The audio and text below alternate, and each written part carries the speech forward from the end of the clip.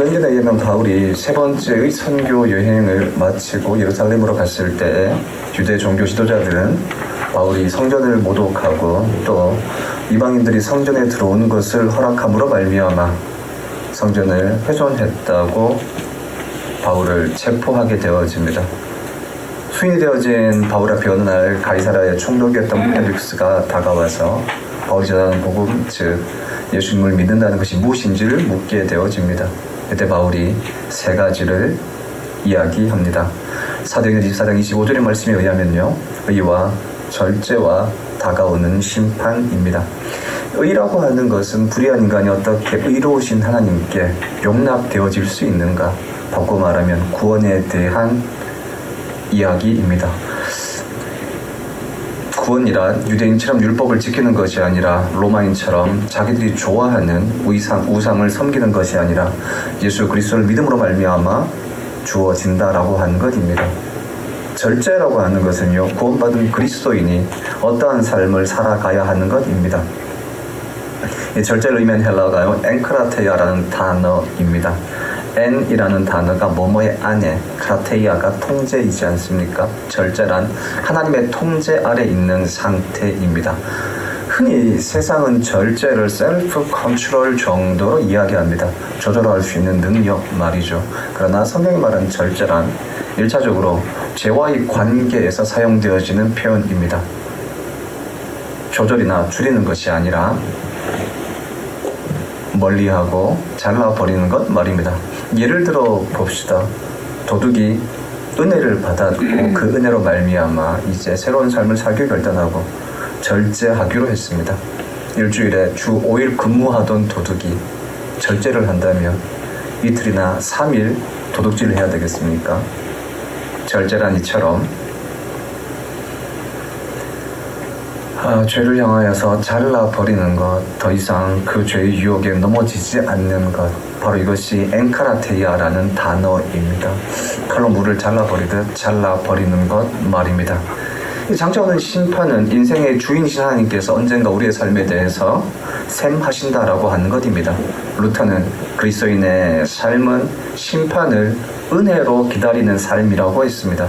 예수님을 믿음으로 의로워졌기 때문에 또 우리에게 천국이 허락되어졌기 때문에 그 심판은 은혜로 기다려진다라고 하는 것입니다. 더욱이 그 은혜로 인해서 죄를 멀리하고 의를 위하여 살았다면 그 심판은 천국이 허락되어지는 순간이기 때문에 바로 은혜로서의 기다려지는 순간이라고 하는 것입니다. 이처럼 바울은 펠릭스를 향해서 구원의 방법으로서 의, 구원받은 사람의 삶으로서 절제, 구원받은 사람의 결과로서 심판, 이 세 가지를 이야기했습니다. 이것이 기독교의 핵심이라고 하는 것입니다. 그런데 이 세 가지 핵심 모두에 소위 하나님의 은혜가 새겨져 있습니다. 의, 즉 구원이란 우리의 자격이 아니라 예수님의 십자가를 통해서 우리에게 주어집니다.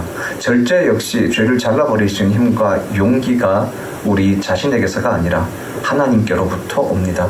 십자가의 사랑을 깊이 경험하면 자연스레 하나님이 좋아지고 죄가 멀어지고 또 그러면 의를 행하게 되어지기 때문입니다. 이렇게 살아온 사람은 심판이 의의 심판이 되어집니다. 그 순간 우리의 믿음으로 살았던 삶에 대한 칭찬인 동시에 하나님의 나라가 유업으로 주어지는 시간이기 때문에 그렇습니다. 이렇게 여러분, 의도, 절제도, 심판도 모두 하나님의 은혜가 새겨져 있고 결국 기독교는 은혜의 종교라고 하는 것입니다. 다수의 종교들 역시 심판을 이야기합니다. 그러나 그들의 심판은요, 우리가 살아온 삶에 대한 심판입니다. 예를 들어서 이슬람교를 한번 생각해 봅시다. 그들에게는 2명의 천사가 늘상 사람을 따라다닙니다.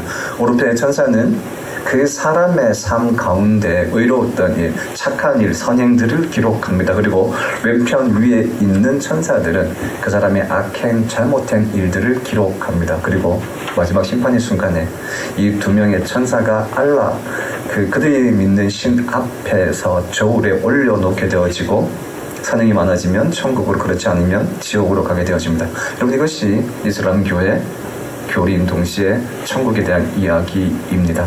불교를 한번 생각해 봅시다. 불교는 인간이 끊임없이 윤회한다고 합니다. 그리고 그 윤회의 굴레에서 벗어나 다음 생에 더 좋은 존재로 태어나기 위해서는 끊임없이 선행과 공덕을 쌓아야 합니다. 결국 그들의 삶에 어떤 선행과 공덕의 결과가 구원이라고 하는 것 아니겠습니까? 또 많은 무신론자들은요, 기준 없이 착하게 살면 그곳이 어디인지도 모르지만 좋은 곳으로 간다라고 믿습니다. 그래서 믿지 않는 사람들의 장례식에 가면 하는 인사가 좋은 곳 가셨을 겁니다 라는 말입니다. 여러분, 그런데 이러한 종교 혹은 윤리가 말하는 구원의 조건은요, 매우 상대적입니다. 그 어떤 것도 절대적이지 않습니다. 무엇이 착한지, 무엇이 선행인지, 무엇이 좋은지 그 기준이 매우 모호하기 때문에 그렇습니다. 우리가 함께 읽었던 본문은요, 세상과는 다른 삶으로서 그리스도인의 삶이 어떠해야 하는지를 가르쳐 줍니다. 본문은 그리스도인의 삶의 첫 번째 특징으로서요, 청지기라고 정의합니다. 마태복음에는 5가지의 주요한 가르침이 있지 않습니까? 5장에서 6장, 7장을 소위 산상순이라고 합니다. 그리스도인이 어떻게 살아야 되는지에 대한 가르침인데, 그리스도인의 삶은 사랑으로 율법의 요구를 완성하는 삶입니다. 그 사랑은 위로는 하나님을 사랑하고 옆으로는 이웃을 사랑하는 삶이라고 할 수 있습니다. 10장의 제자 파송 설교는 예수님을 따르는 사람은 전적으로 하나님을 신뢰해야 한다고 가르쳐 줍니다. 13장의 7가지의 천국의 비유는요, 하나님의 나라가 어떤 곳인지, 그리고 그 하나님의 나라에 대한 초대에 응답한 사람들이 누리는 세상과 다른 곳으로서의 하나님의 나라가 어떤 곳인지를 보여줍니다. 18장의 공동체의 설교 아닙니까? 교회가 어떤 곳이냐라고 했을 때 마태는요, 교회를 단 한 단어, 용서의 공동체로 정의합니다. 그리고 오늘 마지막 24장에서 25장이 소위 종말 설교입니다. 예루살렘을 입성하셨던 예수님께서 예루살렘 성전이 무너질 것을 예언하셨습니다. 그리고 예루살렘 성전은 실제 주 70년경 로마에 의해서 돌 위에 돌 하나도 남겨지지 않고 멸망했습니다. 유대인들은 성전의 멸망을 종말의 시작 혹은 상징으로 이해했습니다. 유대인들은 성전을 통해서 하나님과 만난다라고 믿었습니다. 성전이 없어지면 더 이상 하나님과의 관계를 유지할 수 있는 방법이 없어져 버립니다. 그러면 더 이상 이 세상에서 하나님의 사람으로서의 삶이 없어지고 결국 세상에 종말이 온다고 믿어졌기 때문에 그렇습니다. 그런데 예수님은 이러한 종말의 때가 언제인지를 묻는 제자들을 향해서 그들의 관심을 종말의 시간에서 지금 여기 현재로 전환시키고 계십니다. 종말이라고 하는 것은 결국에는 매일의 삶, 현재의 삶이 켜켜이 쌓이고 모여서 만들어지게 되어지는 그 순간 역시도 언젠가는 현재가 되어지는 순간이기 때문에 그렇습니다. 종말의 순간은 노아의 홍수처럼 홍수가 임하기 바로 직전까지 사람들은 서로 사랑하고 결혼하고 일상을 살았던 것처럼 홍수의 심판은 그렇게 일상의 한가운데에 임했었습니다. 따라서 늘 준비하고 깨어 있어야 합니다.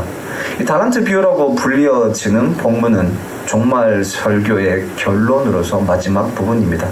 따라서 마지막 순간을 기다리며 살아가는 그리스도인의 신앙, 즉 예수님의 승천과 재림 사이에서 매일의 삶을 살아가고 있는 우리를 향해서 우리의 삶이 어떠한지에 대한 그 특징들을 보여준다고 할 수 있습니다. 그 첫 번째 특징을 본문은요, 청지기의 삶이라고 이야기해주고 있다는 것입니다. 어떤 주인이 다른 나라로 여행을 가면서 자신의 종들을 불러서 그들의 재능을 따라서 한 종에게는 5달란트를, 한 종에게는 2달란트를, 또 다른 종에게는 1달란트를 맡기고 먼 여행의 길을 떠났습니다. 5달란트를 받은 종은 즉시로 그 돈으로 일을 하여서 5달란트 이익을 남겼고 2달란트를 받았던 종 역시 이익을 남겼습니다. 그러나 1달란트를 받은 종은요, 땅을 파고 그 돈을 그대로 땅에 묻어 두었습니다. 그리고 오랜 시간이 흘러서 주인이 돌아와서 종들과 결산을 하였습니다. 우리가 이미 알고 있는 것처럼 주인은 5달란트와 2달란트를 남긴 종을 향해서 칭찬하며 자신과 함께 즐거움에 참여할 것을 약속하십니다. 반면 1달란트를 땅에 묻어두었다가 그대로 가져온 종을 향해서는요, 악하고 게으른 종이라 책망하며 쫓아버렸습니다. 흔히 이 비유를 우리가 들어왔고 이해하기에는 많은 이익을 남겨서 칭찬받는 그리스도인이 되자라는 교훈으로 들었고 아마도 이해하고 있습니다. 그런데 본문은 자세히 보시면 조금 다른 방향으로 우리에게 그리스도인의 삶이 어떠해야 하는지를 가르쳐 줍니다. 이 비유에서 주인은 하나님을 상징하고 종들은 그리스도인 즉 우리를 상징합니다.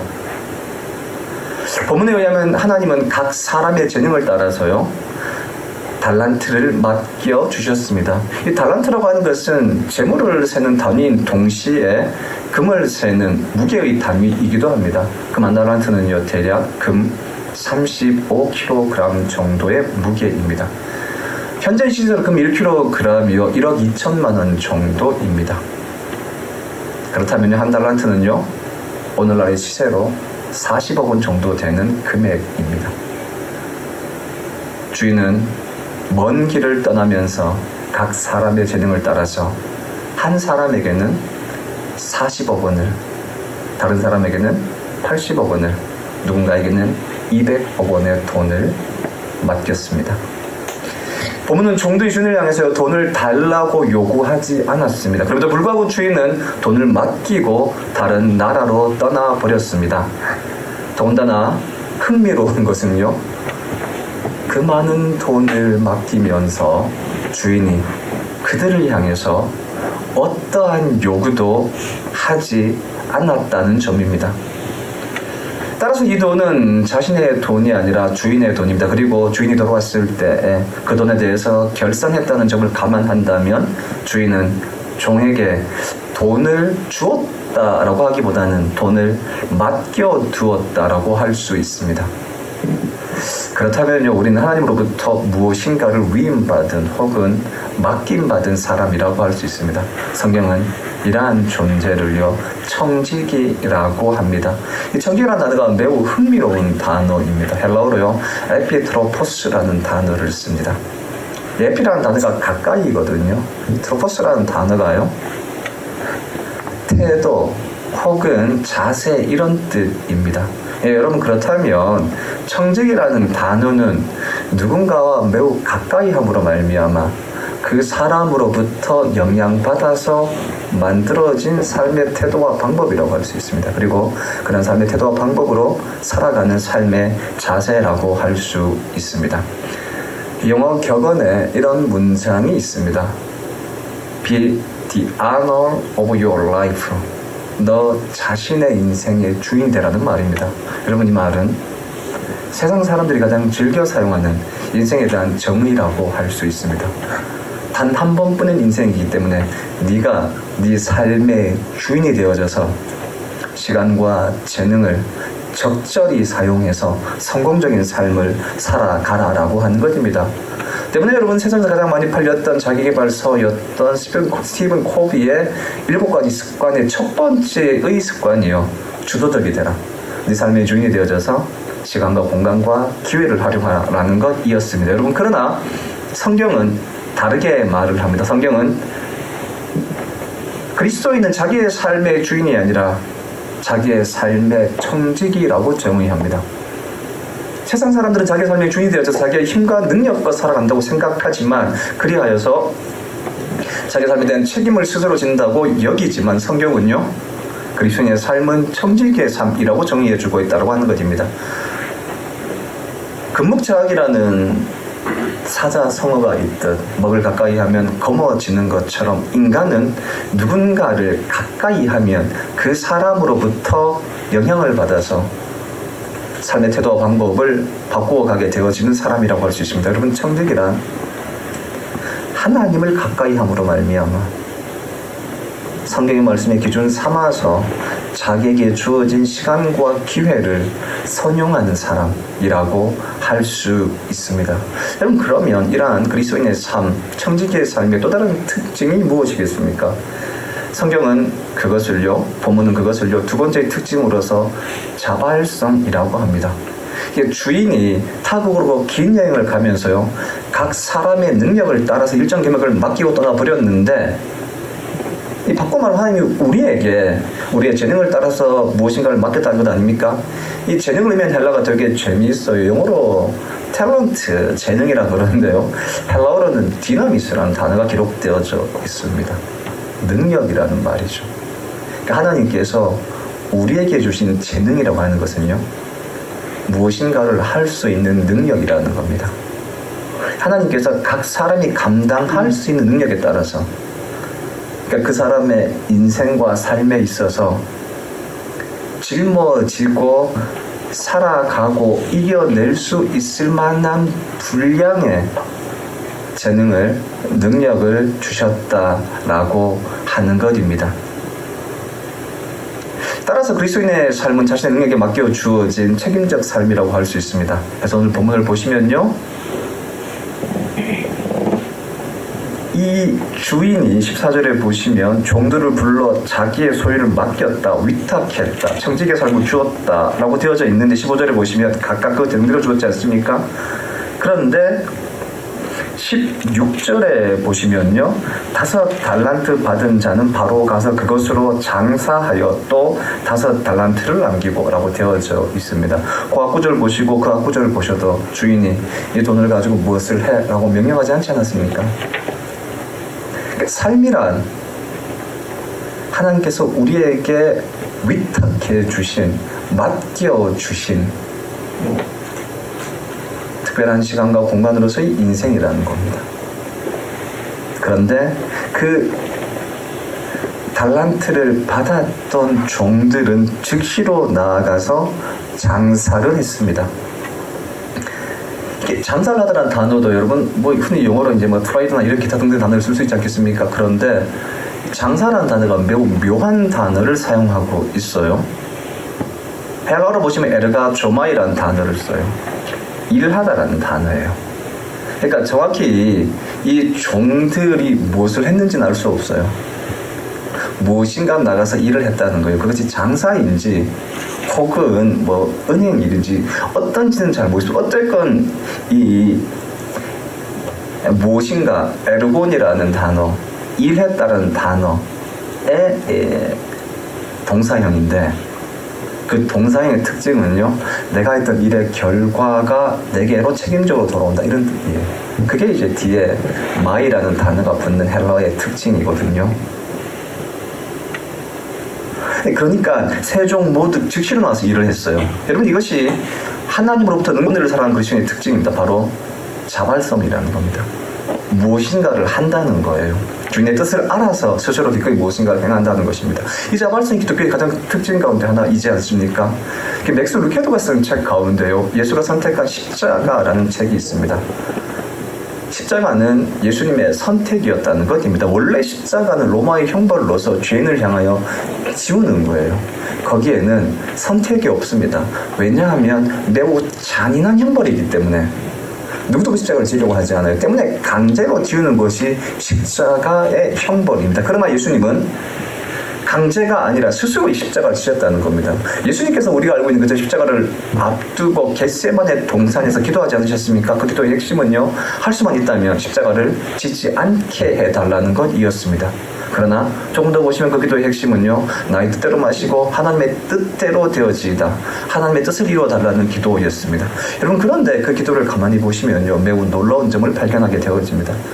그 기도 이전까지 예수님의 모든 기도에 대해서 하나님께 다 응답해 주셨습니다. 치료로 혹은 다른 많은 것들로. 그런데 놀랍게도 이 기도에 예수님께서 간절히 기도함에도 불구하고 하나님이 아무런 응답을 하지 않으셨습니다.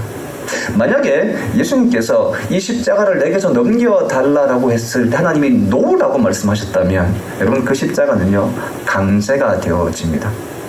결코 하나님은 예수님께 십자가를 강제하지 않으셨습니다. 다만 침묵하셨습니다. 그 침묵 가운데서 예수님께서는 하나님의 뜻이 무엇인지를 정확히 깨달으셨습니다. 하나님이 세상을 얼마나 사랑하시는지, 동일하게 하나님께서 우리를 얼마나 사랑하시는지, 그리하여 우리를 구원할 수 있는 방법이 무엇인지, 그 한 가지가 바로 십자가 아니었습니까? 때문에 예수님은 십자가를 기꺼이 선택하셨습니다. 자발적으로 말입니다. 여러분, 이것이 기독교의 제일 큰 특징입니다. 십자가를 지기까지, 죽기까지 내게 주어진 삶을 기꺼이 대가를 지불하며 살아가는 삶, 자발성 말입니다. 이 자발성의 뿌리가 바로 은혜 아닙니까? 십자가의 은혜. 예수님은 하나님이 세상을 얼마나 사랑하는지 잘 알고 계셨기 때문에 십자가를 지셨듯이 우리 역시 예수님의 그 사랑이 얼마나 큰지를 알기 때문에 기꺼이 그 하나님을 위해서 무엇인가를 하고자 하는 것 아니겠습니까? 유대교는요, 노력의 종교인 동시에 공덕의 종교입니다. 자신의 힘과 능력으로 율법을 지켜야 합니다. 때문에 그 구원의 그 확신은요, 스스로의 자랑거리가 되어지는 것입니다. 그러나 기독교는 완전히 다르지 않습니까? 기독교는 예수님의 십자가 은혜를 통해서 구원을 받게 되었기 때문에 우리의 공로가 들어갈 자리가 전혀 없습니다. 전적으로 하나님의 은혜이지 않습니까? 때문에 그 은혜가 감격을 만들고, 감격이 기꺼이 무엇인가를 행동하는 자발성이라는 것들을 만들어내게 되어집니다. 그리고 그 자발성은요, 초대교회의 순교록이 보여주는 것처럼 콜로세움 앞에서 사자와 검도사의 칼날 앞에도 기꺼이 서게 했고 하나님을 찬양하며 확신 가운데 죽어지게 만들었던 자발성이었습니다. 예수님의 그 십자가를 기꺼이 지신 자발성이라면 초대교회 순교자들이 기꺼이 순교의 자리까지 나아가는 그 은혜의 자발성이었다면 우리에게 주신 삶 앞에 기꺼이 무엇인가 하지 못할 것들은 없지 않겠습니까? 본문에서도 동일하게요, 이 종들은 아무런 요청이 없었음에도 불구하고 주인이 먼저 자신에게 자신의 것을 맡겨주셨다는 그 은혜에 감사해서 무엇인가 나가서 일하고자 했습니다. 기꺼이 말이죠. 바로 이 은혜가 사람들로 하여금 자발성을 만들어내게 되어진 것입니다. 여러분, 달란트의 비유의 또 다른 특징들은요, 두 가지 정도가 더 있습니다. 그 특징들은요, 다음 주에 계속하도록 하겠습니다. 시계가 다음 주를 제인데 얘기해 주는 것 같습니다. 오늘은 달란트의 비유 특징 가운데 두 가지를 나누어 보았습니다. 하나는요, 마지막 순간을 기다리는 그리스도인들의 삶은 하나님으로부터 인생이라는 선물을 위임받았기 때문에 청지기의 삶이라는 것 아닙니까? 우리가 주어진 모든 것들은 결국 하나님으로부터 위탁받은 것입니다. 청지기라고 함은 누군가로부터 영향받았던 삶의 태도로 살아간 사람입니다.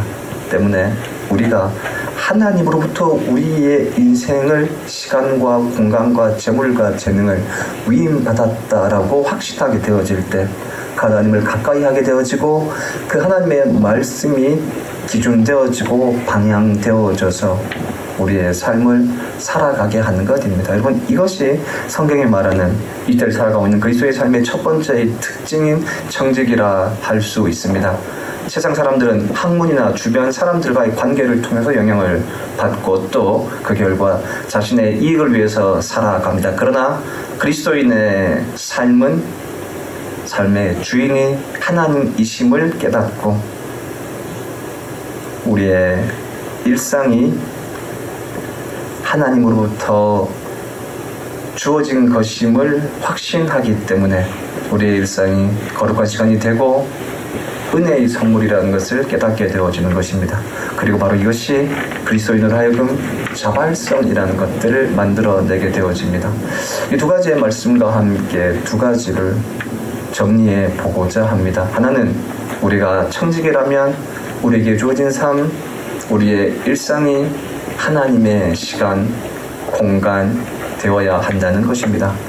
우리가 그렇게 살았는지, 즉 우리의 직업이 성직임을 인식하고 직장에서 살고 있는지, 우리의 말 한마디 나누고 있는지를 돌아보고자 하는 것입니다. 다른 하나는 우리의 삶이 하나님의 사랑에 감격하여서 살아가고 있는 삶인가 하는 것입니다.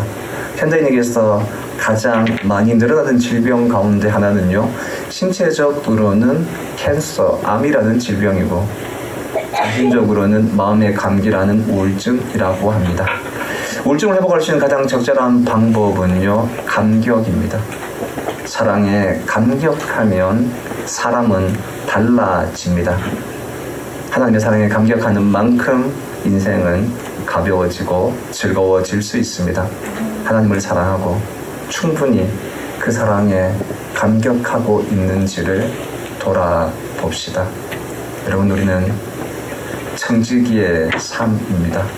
우리에게 주어진 모든 것들이, 우리가 누리는 모든 것들이 하나님께로부터 왔습니다.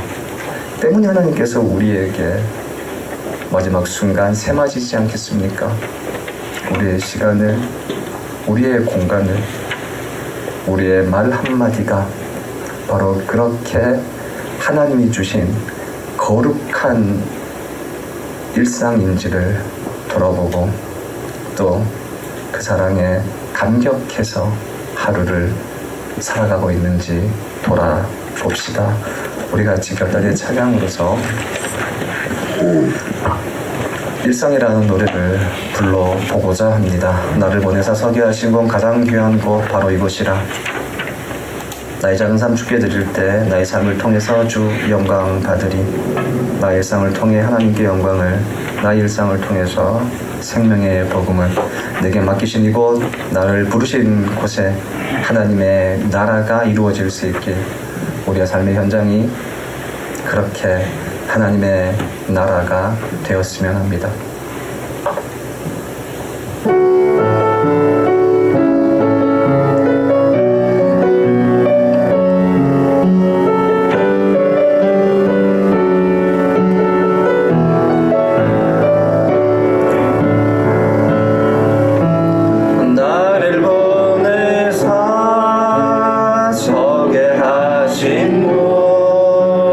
가장 귀한 곳이 바로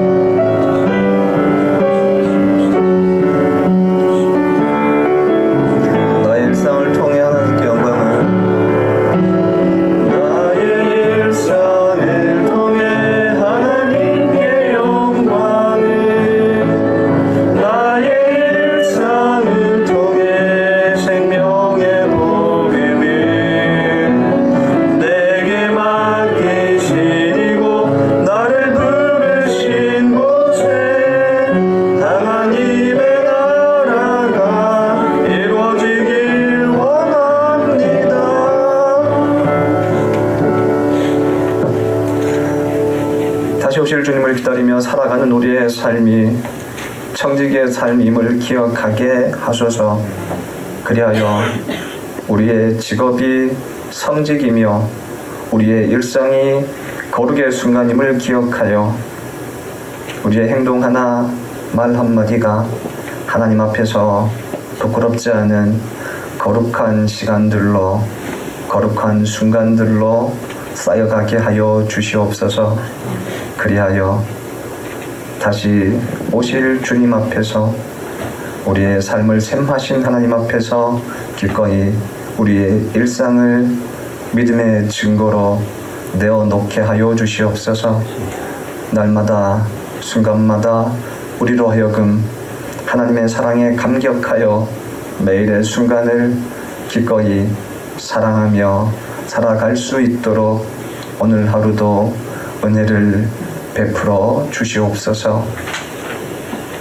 지금은 청지기의 삶의 모범을 보여주신 예수님의 은혜와 우리에게 일상의 삶을 허락하신 하나님의 사랑과 일상의 삶을 거룩함으로 만들어 가시는 성령님의 능력이 우리에게 모두와 함께하여 주시기를 간절히 축원합니다. 아멘.